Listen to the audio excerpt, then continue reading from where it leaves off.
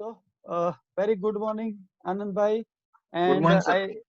I welcome you on this interactive session, and I thank you कि मेरे request पे आपने अपने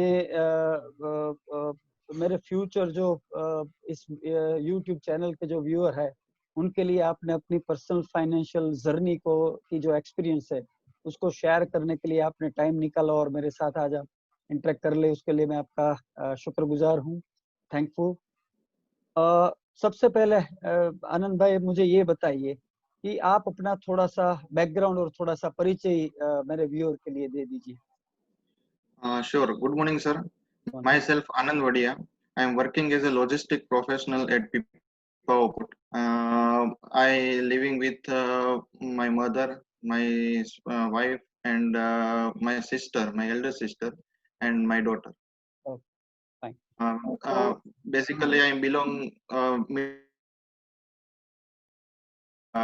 Now my journey started from middle class to upper middle class with help of you.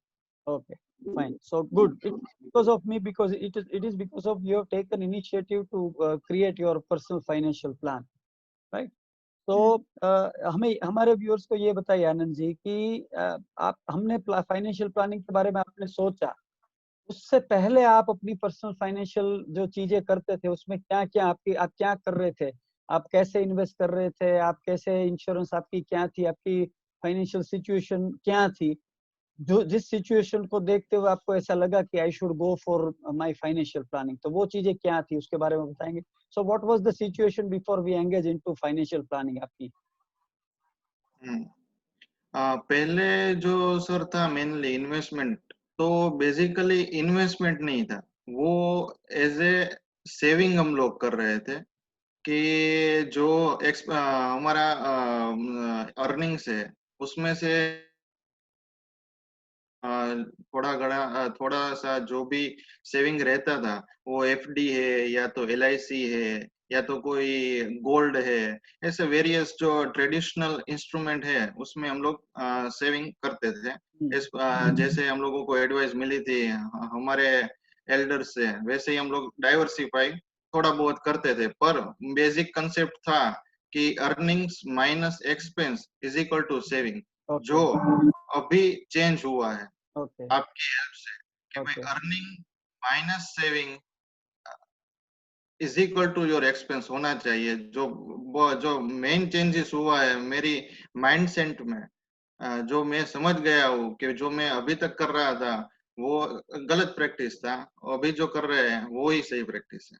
Fine. सो मतलब आप random कुछ insurance ले रखे थे आपने और रैंडम कुछ इन्वेस्टमेंट्स कर रखे थे, तो वो दैट वाज द सिचुएशन। तो जब आपको आपको कब ऐसा रियलाइज हुआ और कैसे आपको रियलाइज हुआ कि मुझे अपनी फाइनेंशियल प्लानिंग करवानी चाहिए, ताकि आपने मुझे कांटेक्ट किया and then we set down for your personal financial planning. So what motivated you, आपके दिमाग में ऐसी क्या सोच आई, आपको ऐसी क्या फीलिंग आई, आपकी फैमिली में ऐसी क्या फीलिंग आई कि चलिए मैं अभी चीजें, आपको ऐसा क्यों लगा कि चीजें ठीक नहीं और मुझे चीजें ठीक करनी चाहिए, तो वो कब आपको वो मोटिवेशन आया, कैसे आया? बेसिकली सर, नॉर्मली हम लोग न्यूज़पेपर से, बिजनेस चैनल से वो सभी रिफर करते हैं, तो इक्विटी मार्केट है, म्यूचुअल फंड है, वो सभी जगह पर वही एक रेकमेंड करते हैं कि भाई subject to your financial planner, कोई भी इन्वेस्टमेंट करो तो subject to your financial planner. Okay तो उस हिसाब से एक आइडिया आया कि भाई ये लोग इतना रेकमेंड कर रहे हैं, तो उसके पीछे भी कुछ रीजन रहेगा। ओके तो हम लोग हैं वो मिडिल क्लास है, वो सही है, हमारा सेविंग्स अर्निंग्स इतना नहीं है, हमारा सेविंग भी इतना नहीं है, but we are planning properly. So in future मुझे ऐसा लगता है कि हमारा कुछ कंडीशन जो अभी है उससे हम लोग हमारे चिल्ड्रंस को बेटर दे सकते हैं। तो एक ऐसा आइडिया जनरेट मीन्स आइडिया आया कि भाई कुछ हेल्प लेते हैं, तभी जाके मुझे आपका रेफरेंस मिला, तो मैंने आपको अप्रोच आपके साथ बात करने के बाद कि जो मैं सोच रहा था और जो हकीकत का जो पूरा फ्यूचर का प्लानिंग है वो दोनों एकदम डिफरेंट है। जो करना है, अगर फ्यूचर हमारा सेव करना है, हमारा गोल सेट करना है, गोल अचीव करना है, तो उसके लिए कोई प्रॉपर फाइनेंशियल एडवाइजर चाहिए, जो प्रॉपरली हम लोगों को गाइड करे कि किधर पे रुकना है, किधर से चलना है और किधर इन्वेस्ट करना है, तभी जाके मैं आपके पास एडवाइस के लिए आया और आपने मुझे प्रॉपरली एडवाइस की है। Okay fine.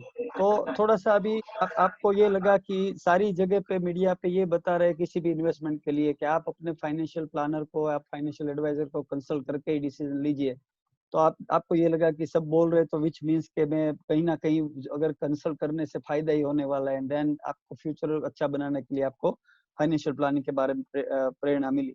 तो हम और आप मिलकर जब आपकी फाइनेंशियल प्लानिंग कर रहे थे, तो मैं आपको थोड़ा सा जर्नी एक बार रिपीट कर देता हूँ।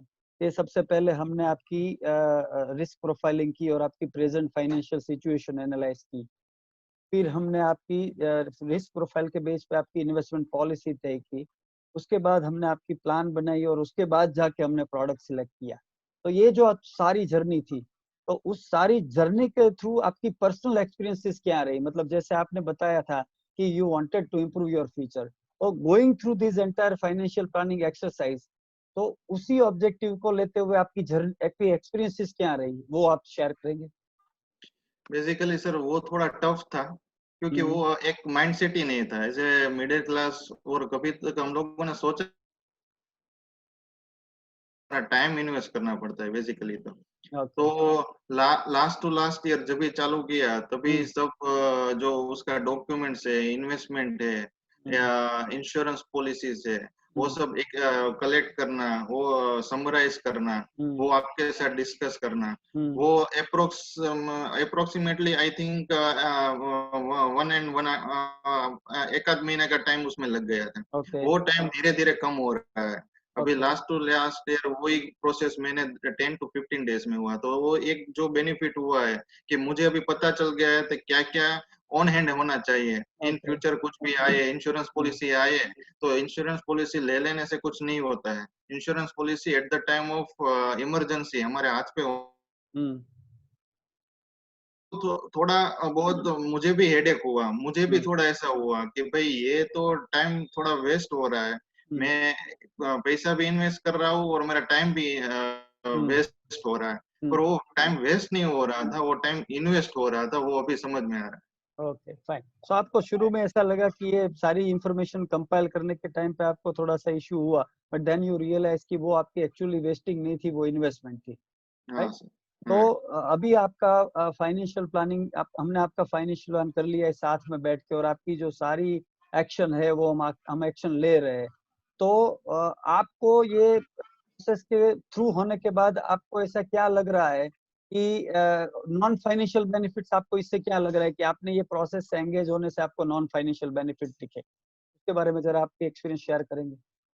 बेसिकली सर नॉन फाइनेंशियल के लिए डिस्कस कर रहे हैं तो एक तो है पीस ऑफ माइंड।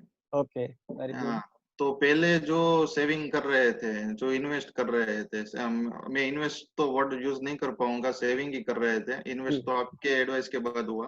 जी। तो बेसिकली नॉन फाइनेंशियल करने से पीस ऑफ माइंड हो रहा है कि भाई हम लोग जहाँ पर इन्वेस्ट कर रहे हैं वो ये हो रहा है, तो आप टाइमली हम लोग को स्विच करने के लिए एडवाइस कर रहे हो। वो हम्म। एक मीन्स जो अभी आदमी, मैं भी एक बिजनेसमैन हूँ, तो मैं जी। मेरा जो टाइम इन्वेस्ट करता हूँ, अगर मैं ये सब चीज में इन्वेस्ट करूंगा, मैं किधर इन्वेस्टमेंट कर रहा हूँ, उसका ग्रोथ क्या है, तो मैं मेरा काम नहीं कर पाऊंगा। ये मेरा जी। बेसिक माइंड सेट है। जी। इसीलिए मैं आपकी एडवाइस लेता हूँ और उसमें मुझे प्रॉपरली मैं सेटिस्फाइड हूँ। तो ओके। वो एक पीस ऑफ माइंड रह रहा है कि हमारा पैसा सेफ है, हमारा पैसा जिधर जा रहा है वो अर्न और ग्रोथ हो रहा है। मीन्स अपना गोल जो सेट किया है कि 5 साल के बाद, 10 साल के बाद मेरी डॉटर है, उसका एजुकेशन, उसका मैरिज, मेरा रिटायरमेंट प्लानिंग, वो जो टाइम आएगा और टाइम टू टाइम मुझे उसका रिवॉर्ड्स मिलेगा, और मैं इजीली मेरा जो रहता है उसका जो गोल था वो मैं अचीव कर पाऊंगा। और वो टाइम पे मेरा और अनसर्टेन होगा, फिर भी वो मैनेजेबल रहेगा। तो वो क्या है, वो एक मेन नॉन फाइनेंशियल बेनिफिट्स रहता है। फाइन। तो आपका बोलना ये कि peace of mind and confidence for your future is your non financial benefit engaging with yes, your personal yes, financial yes plan, sure. Fine.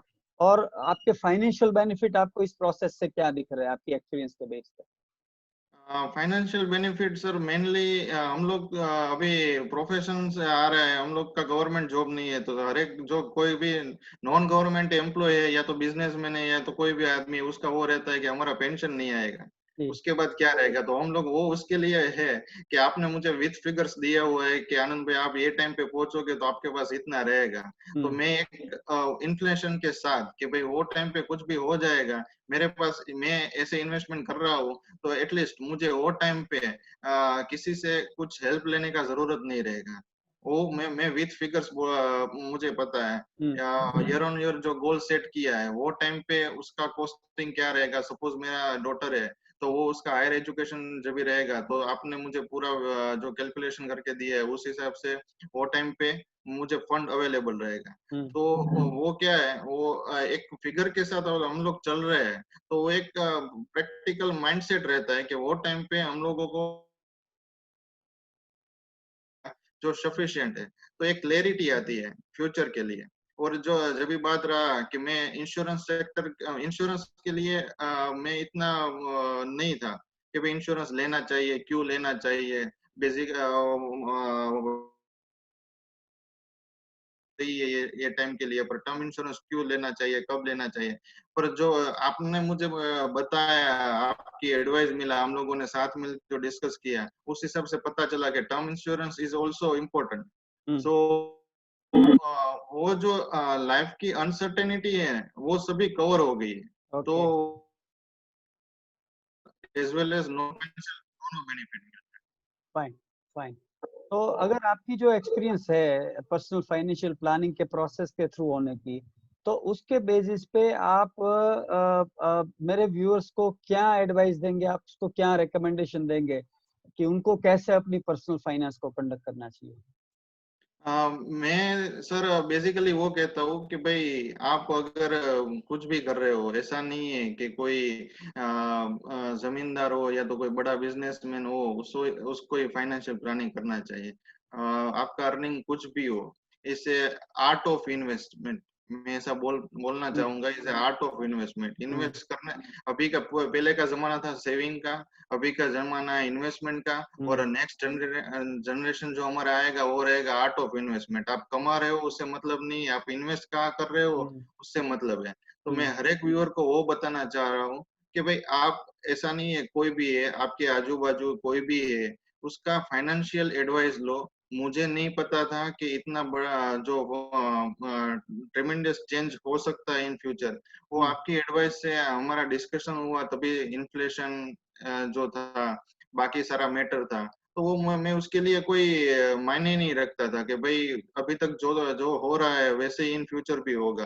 पर जो ये छोटा बड़ा चेंजेस रहता है इंटरेस्ट रेट वगैरह, वो भी काफी ओवर द पीरियड ऑफ 15 20 और 30 इयर्स उसका भी काफी डिफरेंस पड़ रहा है। तो एटलीस्ट कोई भी फाइनेंशियल एडवाइजर का एडवाइस के मुताबिक अगर आप इन्वेस्टमेंट करोगे तो इन फ्यूचर आप एक रोड मैप रेडी होगा आपके रिटायरमेंट के लिए, आपके गोल के लिए। तो मैं सभी को वो एडवाइस करना चाह रहा हूँ कि आप भी एटलीस्ट एक बार किसी का सजेशन लेके।